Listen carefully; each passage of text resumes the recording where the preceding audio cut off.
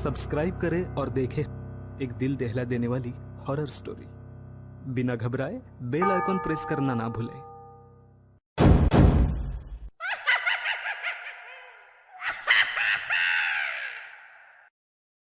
रात के 12:30 बज रहे थे। कोल्हापुर में धाराशिव जाने वाली सीनियर कॉलेज के छात्रों की बस जंगल के रास्ते से गुजर रही थी। ट्रिप खत्म करके वे वापस धाराशिव आ रहे थे। दिन भर मौज मस्ती करने की वजह से सभी छात्र थक कर सो गए थे। दरवाजे की सीट के पास विकास सर और सुशील सर खर्राटे ले रहे थे। बस ड्राइवर विजय मामा भी नींद में बस चला रहे थे। उनके बगल वाली सीट पर प्यून पांडु मामा बैठे हुए थे कि तभी बस के सामने जंगली सुअरों का झुंड आया। विजय मामा ने बस जंगल में रोक दी। कुछ देर में जब रास्ता खाली हुआ तो बस फिर से चलने लगी। कुछ ही देर में विकास सर के पीछे ही दूसरी सीट पर बैठा श्याम नींद से जाग गया।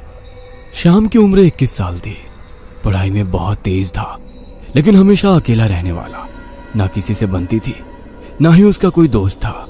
वह दूसरी सीट पर अकेला बैठा हुआ था। सर, टॉयलेट जाना है। सर ने आधी आंखें खोलकर खिड़की से बाहर देखा। बस अभी भी जंगल में ही थी। थोड़ी देर बैठ जाओ, जब जंगल खत्म होगा तब मुझे उठा दो, मैं बस रोक दूंगा। वे बोले और फिर आंखें बंद कर सो गए। श्याम बस की खिड़की से बाहर देखने लगा और जंगल खत्म होने का इंतजार करने लगा। कुछ ही देर में जंगल खत्म हुआ और बस वीरान जगह पर आ गई। उसने विकास सर को जगा दिया और उन्होंने ड्राइवर से बस को रोकने के लिए कहा। जैसे ही बस रुकी, विकास सर बोले, किसी को टॉयलेट होना है तो अभी उतर जाओ, वरना बस सीधे धाराशिव जाकर ही रुकेगी। आवाज सुनकर पिछली सीट पर बैठा श्रीकांत नींद से जाग गया। विकास सर टॉर्च लेकर पहले बस से बाहर उतर गए। उनके पीछे पीछे श्याम और श्रीकांत भी उतरे और वो दोनों अलग अलग झाड़ी के पीछे टॉयलेट करने गए। श्याम टॉयलेट करके वापस आया, लेकिन श्रीकांत अभी भी नहीं आया था कि तभी श्रीकांत जोर से चिल्लाया। उसकी आवाज सुनकर विकास सर और श्याम उसकी ओर भागे, लेकिन तभी श्रीकांत झाड़ी से बाहर आया। क्या हुआ, क्यों चिल्लाए थे? कुछ नहीं सर, चप्पल से होकर कांटा पैर में चुभा। उसकी आवाज सुनकर ड्राइवर और प्यून भी नीचे उतरे थे। वो सब बस में वापस चढ़ने ही वाले थे कि तभी एक बाइक बस के सामने आकर रुक गई। अरे भाई साहब, यहाँ के नहीं हो क्या आप? क्या आपको पता नहीं कि इस रास्ते पर लोगों को हमेशा चकवा लगता है? बाइक चलाने वाला बोला। चकवा नाम सुनकर विकास सर बोले, हाँ पता है, हम बस निकल ही रहे हैं। और वो सब बस में बैठ गए। सर, वो आदमी किस चकवे के बारे में बात कर रहा था? प्यून ने अगली सीट से ही मुड़कर विकास सर से पूछा। हिंदी में चकवा मतलब छलावा, छलावा मतलब भूत। कहते हैं जो लोग रात में सफर करते हुए मरते हैं, उनकी आत्मा छलावा बन जाती है। छलावा रात को सफर करते हुए यात्रियों को पकड़ लेता है और उन्हें अपने गंतव्य स्थल तक पहुंचने ही नहीं देता। वो बस उन्हें उसी जगह पर घुमाते रहता है। कितना भी भाग लो या फिर गाड़ी तेज भगाओ, आप उसी जगह पर आ पहुंच जाओगे जहां आपको छलावा ने पकड़ लिया था। या फिर वो लोग रास्ते से भटक जाएंगे और उस जगह पहुंच जाएंगे जहां पर छलावा उन्हें ले जाना चाहता है। विकास सर ने बताया। इसके बाद ड्राइवर बोला, और यात्री रात भर उसी जगह पर बार बार घूमते हैं। वो तब तक रास्ता भटकते हैं जब तक सूरज ना उगे। जैसे ही सूरज उगता है, उनकी ताकत कम हो जाती है। मेरे कुछ ड्राइवर दोस्त हैं, उनको भी छलावे ने पकड़ लिया था। कहते हैं छलावा बस उन्हीं यात्रियों को पकड़ता है जो थके हुए होते हैं, क्योंकि उन पर हावी होना बहुत आसान होता है ना। फिर तो छलावा बहुत ही खतरनाक है। प्यून घबराते हुए बोला। अरे कुछ खतरनाक नहीं है, ये सब अंधविश्वास है। ड्राइवर जब थक जाता है तो रात में उसे रास्ता समझना मुश्किल हो जाता है, इसलिए उसे भ्रम हो जाते हैं और वो रास्ता भटकता है। इसे ही अनपढ़ लोगों ने भूत यानी चकवा या छलावा का नाम दिया है। विकास सर बोले। ये सभी बातें श्याम और श्रीकांत सुन रहे थे। नहीं सर, छलावे होते हैं और कुछ छलावे तो जानलेवा भी होते हैं। मेरे दादाजी को छलावे ने इतना परेशान किया था कि मरते मरते बचे थे। रात को जितने भी एक्सीडेंट होते हैं, उनमें से कुछ ना कुछ एक्सीडेंट छलावे के कारण ही होते हैं। वो रात के बेरहम शिकार होते हैं। यात्रियों की थकान और डर ही उनकी ताकत होती है। शिकारियों की तरह ही वे यात्रियों को डराते हैं, भगाते हैं और उनकी जान लेकर उनका शिकार करते हैं। हमें बस इतना पता चलता है कि कार एक्सीडेंट में उनकी मौत हो गई है, लेकिन मौत का कारण छलावा ही होता है सर। श्याम ने डरावनी आवाज में कहा। सर, इस का कुछ मत सुनो, इसकी बुआ राइटर है, उन्हीं से सुनी होंगी ये बातें। और राइटर लोगों का तो काम ही होता है बातें बनाना, उसी से तो उनका घर चलता है। पिछली सीट पर बैठे श्रीकांत ने कहा। श्रीकांत, चुप हो जाओ और सो जाओ। उन्होंने डांटते हुए कहा और उसके बाद सभी लोगों ने आंखें बंद कर ली और सो गए। कुछ समय बीता। श्याम अभी भी जाग रहा था और खिड़की से बाहर देख रहा था। बस किसी जंगल के बीचों बीच से गुजर रही थी कि तभी उसने देखा कि रास्ते के किनारे एक बंद पड़ी चाय की टपरी है। लेकिन ये चाय की टपरी तो मैंने पीछे भी पहले वाले जंगल में देखी थी। वह मन ही मन बोला और खिड़की के बाहर देखने लगा। तब उसे पता चला कि वो तो वही जंगल है जो वीरान जगह से पहले आया था। वह भागते हुए ड्राइवर के पास गया। विजय मामा नींद में बस चला रहे थे, बीच बीच में आंखें झपका रहे थे। विजय मामा, बस कौन से जंगल में है? होगी किसी जंगल में। रास्ते में जंगल कम है क्या? नहीं मामा, हम वापस उसी जंगल में पहुंच गए हैं जहां पर बस के सामने जंगली सुअर आ गए थे। नहीं बेटा, तुम्हें कुछ तो गलतफहमी हो रही है। वो जंगल तो कब का पीछे छूट गया है ना। उनकी बहस सुनकर विकास सर नींद से जाग गए। क्या हुआ श्याम? सर, हमें छलावा लग चुका है। उसने हमें पकड़ लिया है क्योंकि बस वापस उसी जंगल में आई है जहां से पहले गुजरी थी। लेकिन विकास सर भी ड्राइवर की तरह उस पर विश्वास नहीं कर रहे थे। सर, अगर आपको मेरी बात पर यकीन नहीं हो रहा है तो बाहर देखो। अभी कुछ देर रास्ते के किनारे एक ट्रक दिखाई देगा जो एक्सीडेंट में पलटी हो चुका है। और कुछ ही देर में रास्ते के किनारे सभी को पलटी हुई ट्रक दिखाई दी। ये देखकर सभी हैरान हो गए थे। ड्राइवर ने भी मान लिया कि श्याम सच बोल रहा है कि तभी जंगल खत्म हो गया और बस वही सुनसान वीरान जगह पर पहुंच गई जहां पर वो कुछ देर पहले टॉयलेट करने के लिए रोक दी गई थी। ये देखकर सभी की आंखें फटी की फटी रह गई थी। विकास सर की तो बत्ती ही गोल हो गई थी। श्रीकांत पिछले सीट से आगे आ चुका था। सबके चेहरे का रंग उड़ गया था। बस अभी भी रास्ते पर चल रही थी कि तभी वो फिर से वापस वही जंगल में पहुंच गई। वह सभी जान गए कि उन्हें छलावा ने पकड़ लिया है। ड्राइवर कोई दूसरा रास्ता मिलता है या नहीं ये देख रहा था, लेकिन फिर भी बस वापस उसी जंगल में आ जाती थी। ऐसा लग रहा था कि मानो पूरी दुनिया में बस वही एक रास्ता है जो घूम फिर कर उसी जंगल में ले आता है। सर, अभी इस छलावे से कैसे निकले? मैंने सुना है कि छलावे से बाहर तभी निकल सकते हैं जब सुबह हो जाए। इसका मतलब हमें रात भर इसी सड़क से गुजरना होगा, जंगल से वीराने में और वीराने से जंगल में। क्यों ना हम सुबह होने का इंतजार करते हुए उसी वीरान जगह पर रुक जाए। ड्राइवर बस चलाते हुए बोला। लेकिन शायद मैंने सुना है कि छलावे में रुकना ठीक बात नहीं है। नहीं सर, मेरी बुआ ने बताया था कि अगर सेफ जगह मिल जाए तो रुकने में कोई परेशानी नहीं है। बस इतना ही पता है तुम्हें? और कोई तरीका नहीं है क्या? है, लेकिन वो अभी के लिए नहीं है। और वैसे भी अगर जिस छलावे ने हमें पकड़ा है, अगर वो कमजोर हुआ तो उसकी शक्तियाँ कुछ ही देर में कमजोर हो जाएंगी और हम छलावे से छूट जाएंगे। फिर वो छलावा हमें नहीं पकड़ सकता। इन सभी की बातें सुनकर सोए हुए सुशील सर जाग गए। अरे क्या हुआ? आ गया क्या मेरा बोरगांव? सुशील सर उबासी लेते हुए बोले। तभी सभी ने उन्हें घटी हुई घटना बता दी। यह सुनकर सुशील सर के तो मानो होश ही उड़ गए। लेकिन तभी ड्राइवर जोर से चिल्लाया, सर, आगे एक गांव आया है। यह सुनकर सभी लोग ड्राइवर की तरफ भागे। तब उन्हें रास्ते के किनारे एक बोर्ड दिखाई दिया जिस पर लिखा था, बोरगांव में आपका स्वागत है। यह देख सुशील सर जोर से चिल्लाए, ये तो मेरा गांव है, लेकिन हम यहाँ इतने जल्दी कैसे पहुँचे? हमें तो कोल्हापुर से निकले मुश्किल से 2 घंटे हो गए हैं और मेरा गांव कोल्हापुर से 6-7 घंटे की दूरी पर। ये आपका गांव नहीं है सर, छलावा है। आपके मुंह से बोरगांव का नाम सुनकर छलावा हमें बोरगांव दिखाकर गुमराह कर रहा है। लेकिन अच्छा हुआ बोरगांव आ गया। मुझे लगता है कि हमें यहाँ पर सुरक्षित जगह ढूंढकर छिप जाना चाहिए। और सुशील सर के घर से ज्यादा सुरक्षित किसका घर हो सकता है? लेकिन सर, छलावे में एक जगह पर रुकना खतरे से खाली नहीं है और छलावा खुद में ही खतरा है। वो खुद में सुरक्षित जगह कैसे रख सकता है? तुझे मेरे से ज्यादा पता है क्या? बचपन से मैं भूतों के बारे में सुनते और पढ़ते आया हूँ। तू तय रहा। विजय मामा, बस सुशील सर के घर की तरफ ले चलो। सुशील सर ने ड्राइवर को अपने घर का रास्ता दिखाया, लेकिन तभी उन्हें उनके गली में लोगों की भीड़ दिखाई दी। बस आगे नहीं जा सकती थी, इसलिए उन्होंने बस दूर ही खड़ी कर दी। भीड़ में खड़े लोग जोर जोर से रो रहे थे और भीड़ का रुख सुशील सर के घर की तरफ ही था। भीड़ के रोने की आवाज सुनकर वे सभी लोग डर गए। सुशील सर बस से उतरे और भीड़ में घुस गए। उनके पीछे पीछे सभी भीड़ में घुस गए।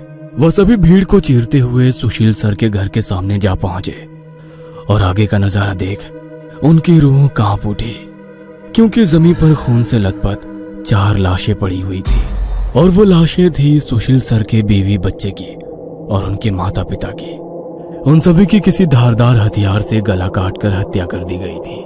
खुद के परिवार की लाशें देखकर सुशील सर का दिल सहम गया और वो रो पड़े। ये क्या हो गया? किसने मारा उन्हें? उन्होंने रोते हुए एक आंख वाले बूढ़े आदमी से पूछा, आज तुम्हारे बीवी ने चाकू से तुम्हारे बच्चे का और तुम्हारे माता पिता का गला चीरकर उन्हें मार डाला और फिर खुद का गला काटकर खुदकुशी कर ली। क्या? लेकिन क्यों? उसने ऐसा क्यों किया? अरे तुमने ही उसे ऐसा करने पर मजबूर किया होगा, वरना वो तो बहुत ही समझदार और नेक दिल इंसान थी। क्या शादी के इतने सालों बाद भी मैंने उसे कभी रुलाया नहीं है और आप मुझ पर इल्जाम लगा रहे हैं? तुमने ही उसे ऐसा करने पर मजबूर किया है। ये लो चाकू और अपनी जान देकर अपने गुनाह का प्रायश्चित कर लो। वैसे भी तुम अकेले इस दुनिया में जीकर क्या करोगे? खुद की जान दे दो, वरना उनकी आत्मा को कभी शांति नहीं मिलेगी। न जाने सुशील सर को क्या हुआ, वो उस आदमी की बातों में आ गए। ऐसा लग रहा था कि वो उसकी बातों से वश में आ गए थे। उन्होंने वो चाकू अपने हाथ में लिया और रोते हुए बोले, हाँ हाँ, मैं प्रायश्चित करूंगा, मैं अपनी जान दूंगा।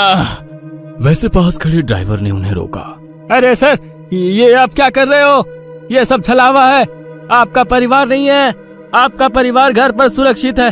तभी एक आंख वाला आदमी बोला, ए, तूने अगर एक लफ्ज भी आगे कहा तो तुम्हें पकड़कर गांव के बीचों बीच सूली पे चढ़वा देंगे। यह सुनकर ड्राइवर डर गया और चुप बैठ गया। सुशील सर ने जमीन पर बैठकर चाकू की धार अपने गले पर रखी। सर, ऐसा मत करिए, ये सब कुछ छलावा है, इसके चंगुल में मत फंसिए सर। लेकिन फिर भी सर होश में नहीं आ रहे थे, इसीलिए प्यून ने गुस्से में आकर उनको चांटा मारा। तब जाकर वो होश में आ गए और उन्होंने चाकू नीचे फेंक दिया। ये देख एक आंख वाला आदमी गुस्सा हो गया। भाइयों, इन लोगों को भीड़ से बाहर निकाल दो, इन्हें हम बाद में देखेंगे, पहले इस सुशील के बच्चे को पकड़ लो। ये सुनकर भीड़ में खड़े लोगों ने सभी को भीड़ से बाहर कर दिया। श्रीकांत, विकास सर, प्यून और ड्राइवर भीड़ के अंदर घुसने की कोशिश कर रहे थे, लेकिन अंदर घुस नहीं पा रहे थे। सुशील सर के हाथ पैर बांधकर उन्हें जमीन पर बिठाया गया। सुशील सर अपनी जान की भीख मांग रहे थे। मुझे कोई बचाओ, विकास सर, पांडु मामा, मुझे प्लीज बचाओ, मुझे बचाओ। वो चिल्ला रहे थे कि तभी एक आंख वाले आदमी ने चाकू से सुशील सर का गला काटा और उनका सर धड़ से अलग कर दिया। उसने उनका सर हाथ में पकड़ा और भीड़ के बाहर हवा में फेंक दिया। वो सीधे श्रीकांत और श्याम के सामने आ गिरा। वो दोनों चीखे। तब एक आंख वाला आदमी बोला, भाइयों, इन शहरी लोगों ने सुशील को बचाने की जरूरत की है, उन्हें भी पकड़कर उनका गला काट दो। वैसे भीड़ में खड़े लोग इन सब लोगों की तरफ मुड़े। वो गुस्से से इनकी तरफ देख रहे थे। तभी उन्हें बस के हॉर्न की आवाज आई। जल्दी से भागो, जल्दी करो। कुछ ही दूर बस में बैठे ड्राइवर मामा चिल्लाए। उनकी आवाज सुनते ही श्याम, श्रीकांत, विकास सर और प्यून बस की तरफ भागे। भीड़ उनका पीछा कर रही थी। ये सभी लोग जैसे तैसे बस में चढ़ गए। गांव वालों ने बस पर पथराव किया। बस के कांच टूटकर बच्चों के शरीर में उसके टुकड़े घुस गए, लेकिन उसमें से कोई भी नींद से जागा नहीं था, क्योंकि वो सब छलावे के प्रभाव से मोहित होकर सो गए थे। श्याम, विकास सर और श्रीकांत के शरीर में भी कांच के टुकड़े घुस गए थे। कुछ लोग बस के सामने खड़े होकर रोड से बस को तोड़ रहे थे कि तभी ड्राइवर ने उन पर बस चढ़ा दी और बस वहां से चल पड़ी। जैसे तैसे बस गांव से बाहर आ गई। हर कोई अपने शरीर से कांच के टुकड़े निकालने में लगा हुआ था। श्रीकांत अपने हाथ में घुसा कांच का टुकड़ा निकाल रहा था कि तभी प्यून वहां पर आया। भतीजे, रुक, मैं निकालता हूँ, वो बोला, क्योंकि श्रीकांत उनकी बहन का बेटा था। बस फिर से वापस जंगल में आ गई थी। न जाने कब वो छलावा उन्हें अपने गिरफ्त से छोड़ने वाला था। सुशील सर की अभी अभी मौत हो चुकी थी। हर कोई घबराया हुआ था। श्याम, अब बताओ हम क्या करें? अरे इसे क्या पूछना है, इसकी वजह से आज सुशील सर की जान चली गई है और हम सब मरते मरते बचे हैं। चुप हो जाओ। हमने उन्हें बचाने की कोशिश की, लेकिन वो खुद अपने भावना को रोक नहीं सके और इसीलिए मारे गए। इसमें मेरी कोई गलती नहीं है। श्याम सफाई देते हुए बोला, लेकिन अब हम क्या करें? हमें बस सुबह होने का इंतजार करना होगा। और बिना कहीं रुके बस चलाते रहना होगा। अरे लेकिन बस में इतना डीजल भी नहीं है कि सुबह होने तक चले। अगर बस का डीजल सुबह से पहले खत्म हो गया तो हम इस छलावे का शिकार हो जाएंगे। ये भी है, ये छलावा तो मेरे सोच से ज्यादा ताकतवर निकला। आज अमावस्या है, शायद ये अमावस छलावा है। बुआ कहती थी कि छलावे के बहुत से प्रकार हैं, जिससे सबसे खतरनाक अमावस छलावा होता है। ये सिर्फ और सिर्फ अमावस की रात शिकार करने के लिए बाहर निकलता है। इसे अकेले 2 या 3 लोगों की शिकार करना पसंद नहीं है। जहाँ पर यात्री बहुत सारी संख्या में होते हैं, बस उन्हीं पर यह छलावा हावी हो जाता है। वो सबसे पहले सबसे ज्यादा कमजोर और सफर में थके हुए इंसान को ढूंढता है, उन्हें डर दिखाता है, और जब उसकी डर से मौत हो जाती है तो उसके शरीर पर कब्जा करता है और बाकी यात्रियों के बीच में रहकर उन्हें गुमराह करता है। उन्हीं छलावे में बस घूमता रहता है और जब सभी यात्री थक जाते हैं तब उनका शिकार करता है। और मेरे हिसाब से हम जिस छलावे के चंगुल में फंसे हैं वो अमावस छलावा ही है, और वो भी हमारे बीच में ही है। श्याम डरावनी आवाज में बोला। यह सुनकर सभी के होश उड़ गए थे। वो सब तो ठीक है, लेकिन अब हम इस छलावे से बाहर कैसे निकले? ड्राइवर ने पूछा। इस पर श्याम ने कहा, अब केवल एक ही उपाय है, लेकिन इसमें खून बहने के चांसेस है। क्या है वो उपाय? छलावा अभी भी हमारे बीच किसी मृत शरीर पर कब्जा करके बैठा है। हमें उसे ढूंढना होगा और उसे मारना होगा, क्योंकि उसकी आत्मा मृत शरीर से ज्यादा मजबूती से चिपकी नहीं होती। जैसे ही हम उसको मारेंगे, उसकी आत्मा मृत शरीर छोड़ देगी और फिर वो किसी मृत शरीर में घुस नहीं सकेगी, क्योंकि एक अमावस छलावा एक रात सिर्फ एक ही मृत शरीर पर कब्जा कर सकता है। लेकिन हम में से ये छलावा है कौन? वो पीछे सोए हुए स्टूडेंट के शरीर में नहीं है, क्योंकि वो होश में नहीं है। वो हम 5 में से एक है। क्या? लेकिन हम सब तो जिंदा हैं। नहीं, हम में से एक पहले ही मर चुका है। उसे छलावे ने मार डाला है और उसके शरीर पर कब्जा कर लिया है। कब्जे के बाद मृत शरीर बिल्कुल एक जिंदा आदमी लगता है, क्योंकि छलावा अपने ताकत से जिंदा इंसान की नकल करता है। लेकिन वो है कौन? वैसे श्याम गंभीर हो गया और उसने श्रीकांत की ओर देखा।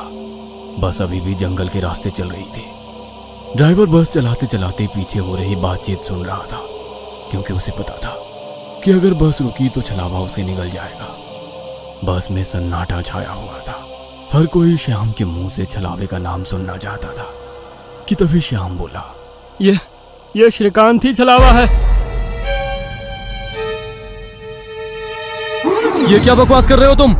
होश में तो हो? माना कि तुम्हारी बुआ ने बहुत सारी भूतों की किताबें लिखी है, उसका मतलब ये तो नहीं कि तुम कुछ भी बोलोगे और हम सुनते रहेंगे। मेरा विश्वास करो, सब श्रीकांत ही छलावा है। जब ये वीरान जगह पर झाड़ी के पीछे गया था, तब मैंने इसे किसी साए की ओर घूरते हुए देखा था। जब मैं देखने के लिए आगे बढ़ा, तभी मेरी चप्पल में कांटा चुभने की वजह से मेरी चीख निकल गई और वो साया वहाँ से गायब हो गया। शायद तभी उसने श्रीकांत को पकड़ा होगा और उसके शरीर पर कब्जा किया होगा। चल जल्दी से इसे मार डालो, वरना ये भाग जाएगा। यह सुनकर सभी के होश उड़ गए, लेकिन उसकी बात में कुछ तो वजन था। ए श्याम, जबान संभाल कर बात कर। भतीजा है ये मेरा, अगर इसको किसी ने हाथ भी लगाया तो मार डालूंगा। हाँ। प्यून गुस्से में बोला। सर जी, इस पांडु की मत सुनिए। मुझे भी लगता है कि यही छलावा है, क्योंकि हम सभी ने झाड़ी से आती श्याम की चीख सुनी थी। श्याम बिल्कुल सच कह रहा है। ड्राइवर बस चलाते हुए बोला। अरे शक की सुई तो इस श्याम पर भी है। यह भी तो झाड़ी के पीछे गया था और दिखाई नहीं दे रहा था। ऊपर से यह विकास हम दोनों की नजर से दूर था। शायद इसे ही छलावे ने बस के नीचे खींच लिया और वहीं मार डाला। तो ये दोनों क्यों नहीं हो सकते छलावा? प्यून ने कहा। अरे मैं जिंदा हूँ, मैं छलावा नहीं हो सकता। श्याम ने कहा। हाँ, और ये श्याम हमारी कब से मदद कर रहा है। ये छलावा होता तो हमारी मदद क्यों करता? अब बचे तुम तो ड्राइवर के बाजू में ही थे, इसलिए ये श्रीकांत ही छलावा है। विकास सर जोर से बोले। अरे सर, इस पे उनको छोड़ो। आप सीट के नीचे से रॉड निकालो और उस छलावे का सर फोड़कर मार डालो। ड्राइवर बस चलाते हुए बोला। यह सुनकर श्रीकांत डर के मारे प्यून के पीछे छिप गया। विकास सर ने सीट के नीचे से लोहे की रॉड निकाली। प्यून ने उन्हें रोकने की कोशिश की, लेकिन विकास सर ने उन्हें धक्का मारा और रॉड श्रीकांत के सर पर मारी। लेकिन श्रीकांत वहां से हट गया और नीचे गिर गया। वो रॉड से दूसरा हमला करते कि तभी प्यून ने पीछे से रॉड पकड़ी और विकास सर के हाथों से रॉड खींचकर उन्हें खिड़की पर धकेल दिया और उनके सर में रॉड दे मारा। विकास सर हाथों से सिर पकड़कर वहीं तड़पते रह गए। उनके सर से खून निकल रहा था और कुछ ही देर में उन्होंने अपना दम तोड़ दिया। यह देख श्याम चिल्लाया, विजय मामा, जल्दी से पीछे आइए, इन दोनों ने विकास सर को मार डाला। यह सुनकर ड्राइवर ने बस बीच जंगल में रोक दी और वो पीछे भागते हुए आया। उसने पियून के हाथों से रॉड छीना और उसे धक्का दे दिया। तुम नहीं सुनोगे, इसलिए पहले मुझे तुम्हें ही मारना होगा। ड्राइवर गुस्से में पियून से बोला और वो पियून के सर पर रॉड से हमला करता कि इससे पहले ही पियून ने कांच का नुकीला टुकड़ा तोड़कर ड्राइवर के पेट में घोंप दिया। ड्राइवर जोर से चिल्लाया और नीचे गिर गया कि तभी बस के बाहर से भीड़ की आवाज सुनाई देने लगी। रास्ते के बीचों बीच बस लगाई है इन्होंने। कोई तेजी से चलती गाड़ी इस बस से टकराई तो क्या होगा? बाहर निकालो इन लोगों को और सजा दो इन्हें, सजा दो। बस के बाहर से आवाज आई और बस पे पथराव होने लगा। पियून आगे की तरफ भागते हुए गया तो देखा कि 5-6 लोग बस पर पथराव कर रहे हैं। लोग गुस्से से चिल्लाने लगे, बाहर निकलो बुज़दिलों, अंदर क्यों छुप कर बैठे हो? अरे क्या हुआ भाइयों, आप ऐसा क्यों कह रहे हो? पियून चीख चीख कर उनसे पूछ रहा था, लेकिन कोई भी उसकी तरफ ध्यान नहीं दे रहा था। तभी श्याम श्रीकांत से बोला, ये लोग सिर्फ छलावा है, हम जंगल में रुके हुए हैं, इसलिए हम मुसीबत में पड़ चुके हैं। विकास सर और ड्राइवर दोनों मर चुके हैं, फिर भी हम छलावे से बाहर नहीं निकले। इसका मतलब छलावा अभी भी हमारे बीच में है और वो छलावा तुम्हारा मामा है। ये सुनकर श्रीकांत की आंखें फटी की फटी रह गईं। नहीं नहीं, ऐसा नहीं हो सकता। अरे ऐसा ही है श्रीकांत, तुमने देखा कि किस तरह से तुम्हारे मामा ने विकास सर और ड्राइवर की जान ली। वो उन्हें सिर्फ घायल भी तो कर सकता था, लेकिन नहीं, उसने उनकी जान ली। अब तो अपने मामा प्रेम से बाहर आओ श्रीकांत और देखो उस आदमी को, वो तुम्हारा मामा नहीं छलावा है। यह सुनकर श्रीकांत सोच में पड़ गया। श्रीकांत, लोग अभी बस के कांच तोड़कर अंदर आ जाएंगे और हमारी जान ले लेंगे। इससे पहले हमें यहाँ से निकलना होगा। मैं बस को यहाँ से निकालता हूँ और तुम इस छलावे को पीछे बुलाकर इस कांच के टुकड़े से घोंप दो। छलावा मर जाएगा और हमारी जान बच जाएगी। श्याम बोला और ड्राइविंग सीट की तरफ निकल पड़ा। लेकिन तुम्हें ड्राइविंग आती है क्या? अरे मेरे मामा की ट्रैवल एजेंसी है, इसलिए मैं बस पहले ही चलाना जानता हूँ, उसने कहा और ड्राइविंग सीट पर जा बैठा। उसने बस चालू की और बस चलाने लगा। पियून पीछे श्रीकांत के पास जा पहुंचा। श्याम बहुत ही मन लगाकर बस को भगा रहा था कि तभी उसे पियून की चीख सुनाई दी। उसने मिरर में देखा तो पियून गले में हाथ लगा के नीचे गिर गया। श्रीकांत के हाथ में खून से सना कांच का टुकड़ा था। उसने अपने ही मामा को गला काट कर मार डाला था। श्रीकांत श्याम के पास आया। श्याम ने बस रोक दी। मैंने छलावे को मार डाला।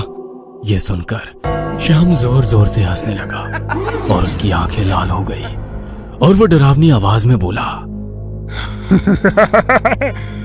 लेकिन छलावा तो मैं हूँ। यह सुनकर श्रीकांत के तो होश उड़ गए। अरे चौंक क्यों रहे हो, मैं ही छलावा हूँ। जंगल में जब बस के आगे सुअरों का झुंड आया था, तभी मैं बस में घुस गया था। मैंने बस में सबसे कमजोर और थका हुआ यात्री चुना। ये श्याम थकान के कारण गहरी नींद में सो गया था। मैंने इसे जगाया और मेरा असली रूप दिखाया। मेरा डरावना रूप देखकर ये उसी वक्त सीने पर हाथ लगाते हुए मर गया। मैंने तुरंत इसके शरीर पर कब्जा कर लिया।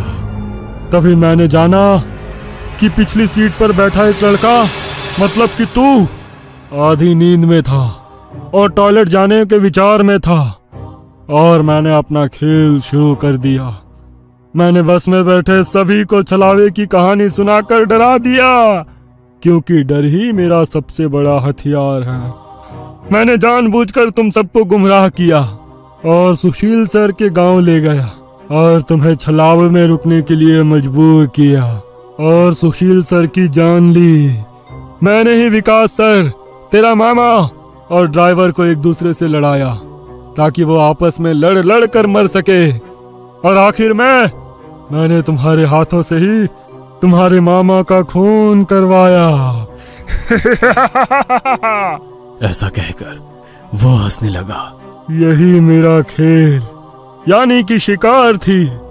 तूने अपने ही मामा की जान ली, उस मामा की जिसने तुम्हें बचाने के लिए अपनी जान पर खेलकर 2 आदमियों की जान ली। अब तुम्हारा जी कर क्या फायदा।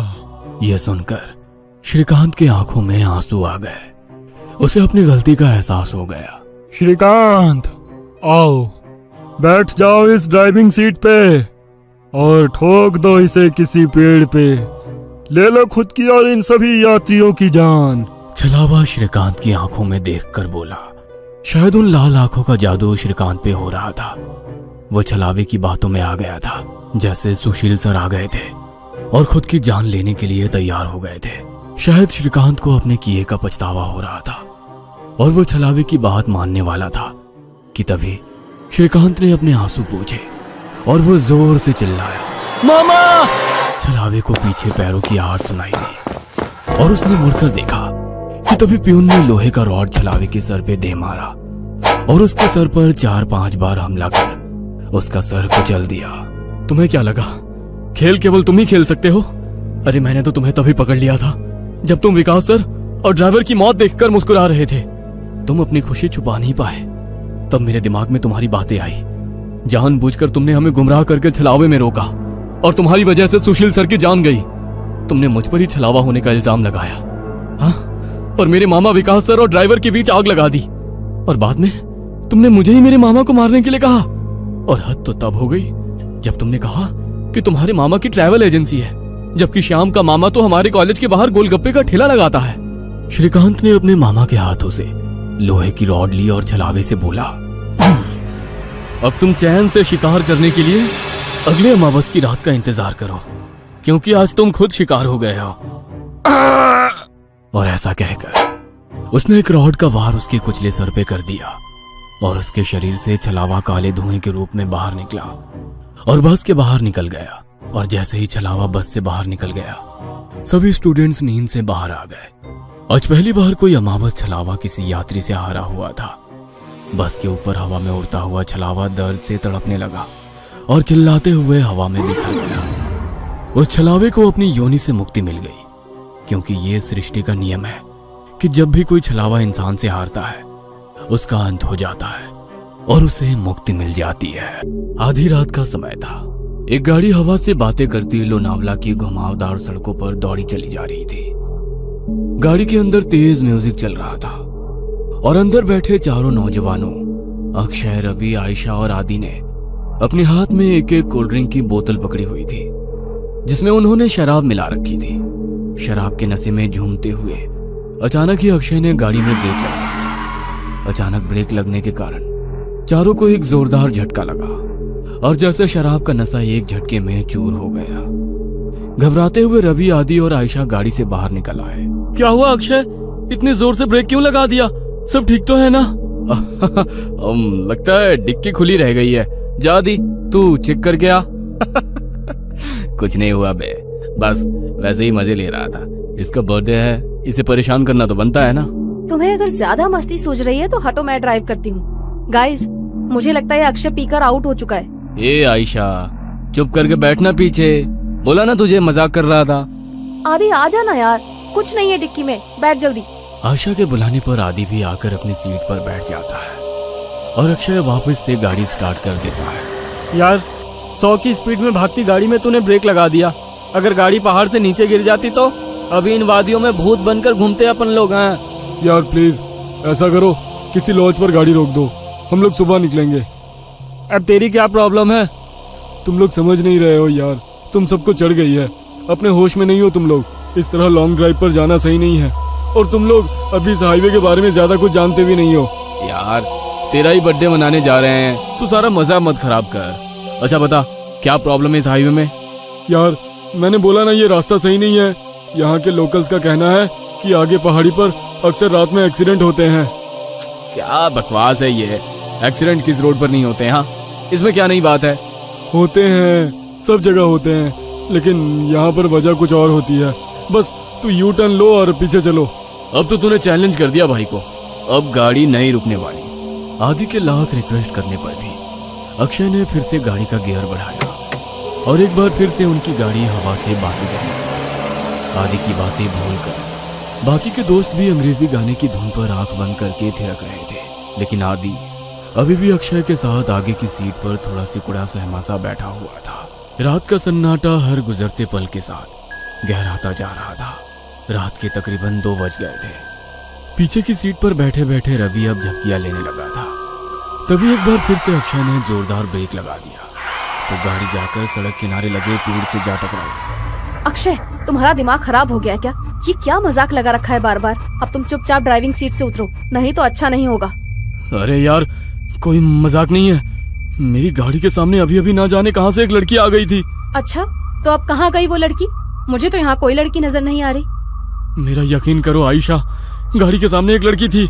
उसे देखकर ही मैंने ब्रेक लगाया तो गाड़ी डिसबैलेंस होकर इस पेड़ से जा टकराई। ट्रस्ट मी, मैं कोई मजाक नहीं कर रहा। रात के 2 बज रहे हैं। इतनी रात को इस सुनसान सड़क पर कोई लड़की क्यों घूमेगी? और अगर तुम्हारी बात मान भी ले कि यहाँ कोई लड़की थी, तो अब वो लड़की कहाँ है? आदि, तुम तो अक्षय के साथ ही बैठे थे ना, तुम्हें कोई लड़की दिखाई दी? मुझे तो कोई लड़की दिखाई नहीं दी। पता नहीं अक्षय क्या कह रहा है। मुझे कुछ समझ में नहीं आ रहा है यार। लड़की अचानक कहाँ गायब हो गई? समझ लो हमारा एक्सीडेंट होते होते बचा है अभी। आदि, आयशा और अक्षय गाड़ी से नीचे उतरकर बातें कर रहे थे और रवि सब कुछ अनसुना करके चैन की नींद सो रहा था। इसे देखो, अभी गाड़ी खाई में गिर जाती तो ये सोते सोते कुंभकर्ण ऊपर पहुँच जाता। इसीलिए बोलती हूँ, लिमिट में पिया करो। हाँ, तो सही कह रही है। शायद मुझे चढ़ गई है। मैं पीछे बैठता हूँ, अब तू ड्राइव कर ले। ना बाबा ना, अब तो मेरी आंखें नींद से भरी हो रही हैं। तू ही चला गाड़ी, लेकिन अब ध्यान से चलाना। अक्षय एक बार फिर से ड्राइविंग सीट पर बैठ गया और आयशा पीछे बैठकर झपकियां लेने लगी।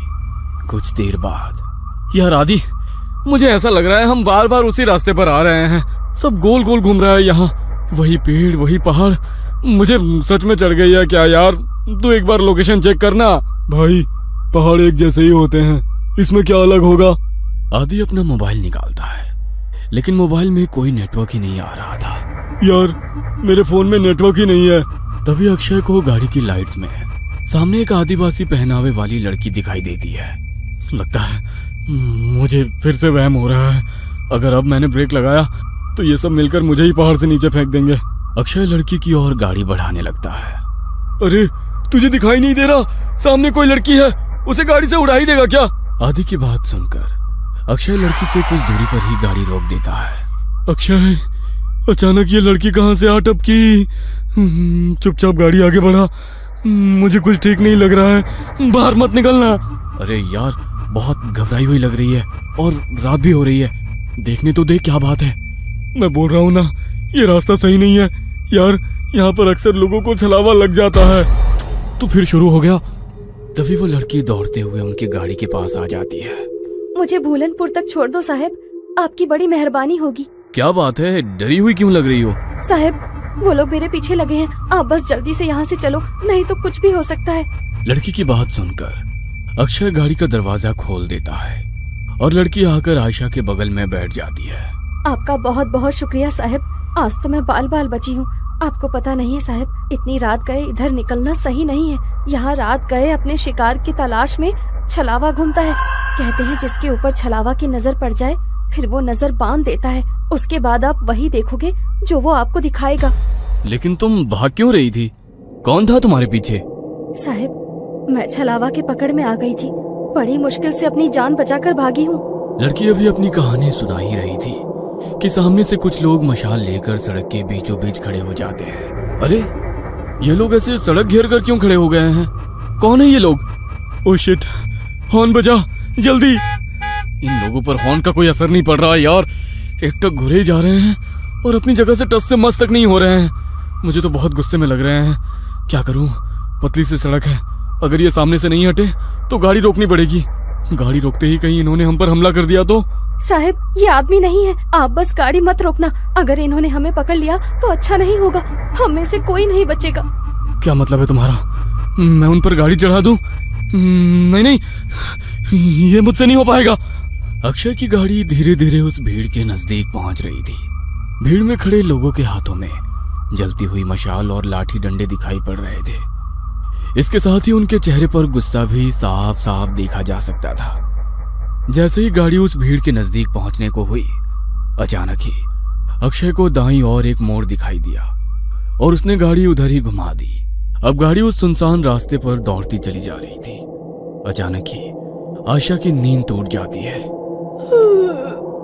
अरे यार, ये लड़की कौन है और ये कहाँ आ गए हम लोग? यार आयशा, हम अपनी आंखों से छलावा देखकर आ रहे हैं। बस लास्ट मोमेंट पर अक्षय ने इस रोड पर गाड़ी घुमा ली, नहीं तो पता नहीं आज क्या होता। मुझे तो अभी तक सोच सोच कर ही घबराहट हो रही है। ये सब हमारे साथ क्या हो रहा है, मुझे कुछ समझ नहीं आ रहा। हम लोग अभी एग्जैक्टली है कहाँ, कुछ पता है? आशा के इतना कहते ही अक्षय को सड़क पर एक बोर्ड दिखाई देता है। ये देख, सामने बोर्ड पर लिखा है लोनावला 60 किलोमीटर। लो, हम तो बस 1 घंटे में लोनावला पहुंचने वाले हैं। लेकिन लोनावला पहुंचने में तो 8 घंटे लगते हैं ना। इतनी जल्दी हम लोग लोनावला कैसे पहुंच सकते हैं? आखिर ये कौन सा रोड है जो इतनी जल्दी वहाँ पहुंचा रहा है? वेट, मुझे ऐसा क्यों लग रहा है कि हमारी ये ट्रिप कुछ अनयूजुअल सी हो गई है। रवि सोए ही जा रहा है, इतना कुछ हो गया लेकिन इसकी नींद ही नहीं खुल रही है। आधी रात को तुम्हें ये लड़की मिल जाती है, फिर ये पता नहीं कौन सा नया रास्ता मिल जाता है, और अब तुम कह रहे हो लोनावला बस 60 किलोमीटर बचा है। I can't believe it. कुछ तो गड़बड़ हो रही है हमारे साथ। क्या यार आयशा, तू तो मजे से नींद में झपकियां ले रही थी ना। अगर तूने वो मशाल और हथियार वाले लोग देखे होते तो तुझे भी यकीन हो जाता अक्षय ने जो उस मोमेंट पर किया वो सही किया, कुछ अनयूजुअल नहीं है। मैं अक्षय को गलत नहीं बता रही हूँ, लेकिन मुझे यकीन नहीं है कि ये रास्ता सही है। आयशा, आदि और अक्षय के बीच बहस चल रही थी कि उन्हें सड़क के किनारे एक ढाबा दिखाई देता है। चलो इस ढाबे पर उतरकर पता करते हैं कि ये रास्ता कहाँ जाता है। नहीं साहब, मैं गाड़ी से नीचे नहीं उतरूंगी, आप लोग जाइए, मैं यही ठीक हूँ। मुझे बहुत डर लग रहा है। मुझे भी लगता है कि हमें यहाँ पर नहीं उतरना चाहिए। जहाँ तक मुझे पता है इस पहाड़ी रास्ते पर कोई ढाबा नहीं है, फिर ये ढाबा अचानक कहाँ से आ गया? अरे यार चलो ना, तुम लोग हर काम बिगाड़ते क्यों रहते हो? कुछ खाने को मिल जाए तो ले लेंगे, फ्रेश भी हो लेंगे। ये रवि तो उठ ही नहीं रहा है, इसके लिए भी कुछ पैक करा लेंगे। आदि और अक्षय के कई बार समझाने पर भी आयशा और वो लड़की गाड़ी से उतरने के लिए तैयार नहीं हुई, इसलिए वो दोनों ही ढाबे के अंदर पहुंच जाते हैं। वहां पहुंचकर अक्षय सिगरेट सुलगा लेता है। आदि, सिगरेट पिएगा? दूर रख इसे, पहले ही शराब पी रखी है, ऊपर से ये सिगरेट। पागल मत बन अक्षय, तुझे गाड़ी भी चलानी है। अरे वो तो कब की उतर गई भाई। कोई है? अरे भाई कुछ मिलेगा खाने के लिए? अक्षय के कहीं बाहर आवाज लगाने पर एक रहस्यमयी सा दिखने वाला आदमी अंदर से बाहर आता है। कुछ खाने के लिए है? अक्षय की बात सुनकर वो आदमी एक प्लेट में दाल चावल निकालकर उसकी ओर बढ़ा देता है। छी, ये कैसा खाना है? इसमें तो कीड़े रेंग रहे हैं। खाओ चुपचाप, हम भी कई दिनों से भूखे हैं। अब तुम आ गए हो, अब हमारी भूख भी मिट जाएगी। उस आदमी की रहस्यमयी बातें सुनकर अक्षय बहुत घबरा जाता है। अक्षय उस आदमी को धक्का देकर वहां से भागते हुए गाड़ी की तरफ आ जाता है। आदि चल यहाँ से, ये आदमी मुझे कुछ ठीक नहीं लग रहा है, यहाँ रुकना सही नहीं है। कहाँ तक भागोगे? वो तुम तक पहुंच चुका है, छल चुका है तुम्हें। अब तुम में से कोई नहीं बचेगा।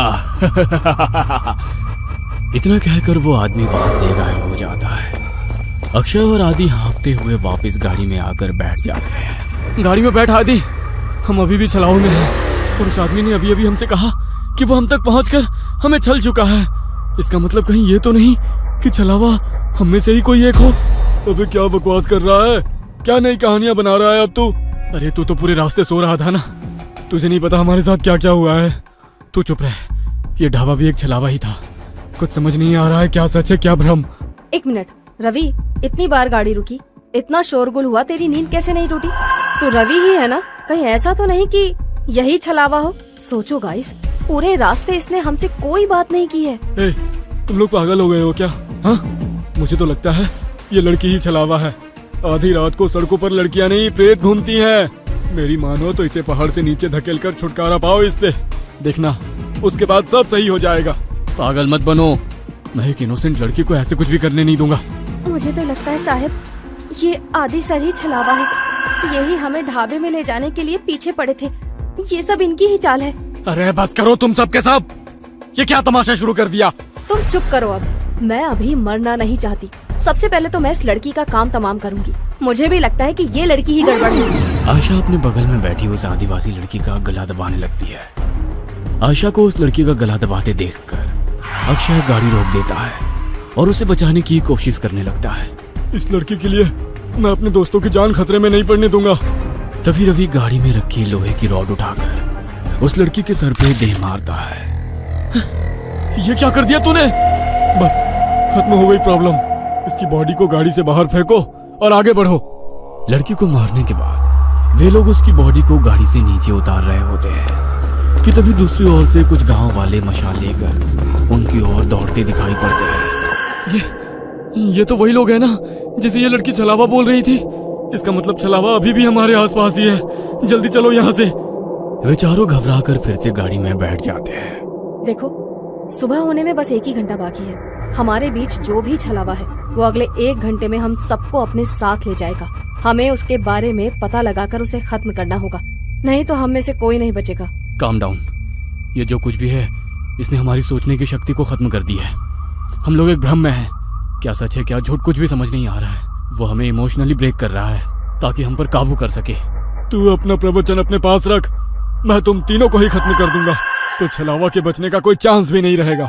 तो मुझे भी मार देगा रवि? तू तो मुझसे प्यार करता था ना। Shut up! मुझे यहाँ से जिंदा अपने घर जाना है बस।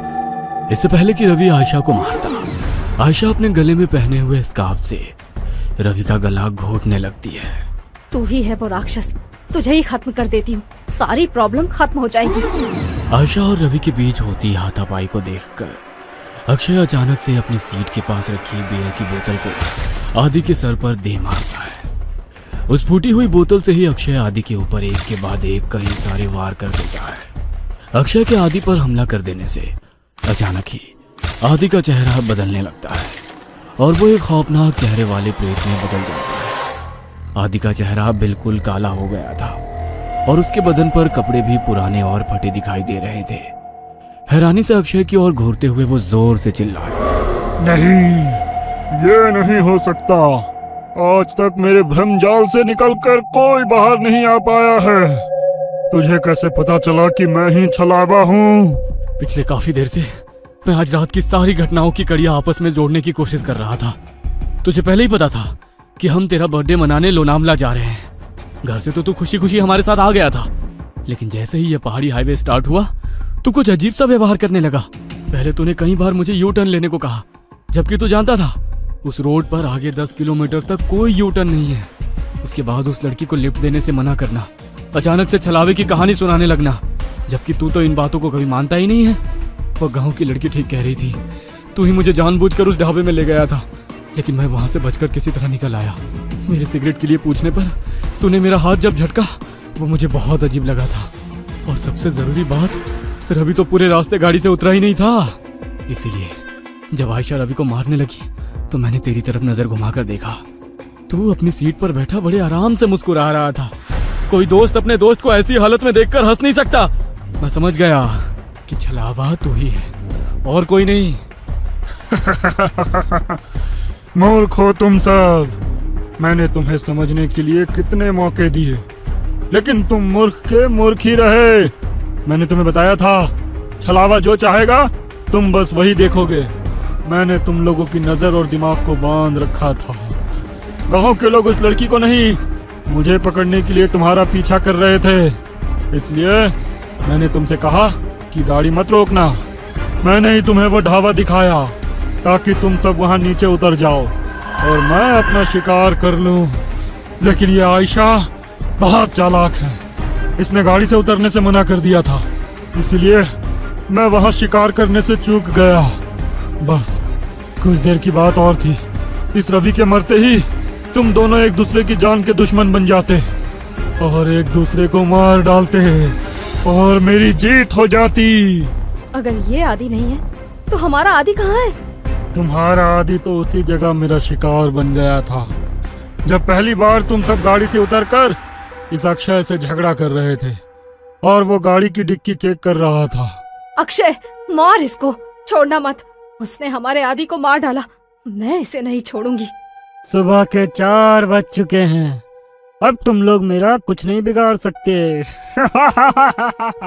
इतना कहकर वो छलावा वहां से गायब हो जाता है। जन्मदिन के दिन ही अपने दोस्त को खोने के गम ने उन सबको तोड़ कर रख दिया था। उस रात छलावे से उनकी जान तो बच गई थी, लेकिन अपने दोस्त को खोने का गम जीवन भर उनके सीने पर बोझ बनकर उन्हें सालता रहा। ये कहानी आपको अच्छी लगी हो तो हमें सब्सक्राइब करें, हमारा इंस्टाग्राम और फेसबुक पेज जरूर फॉलो करें।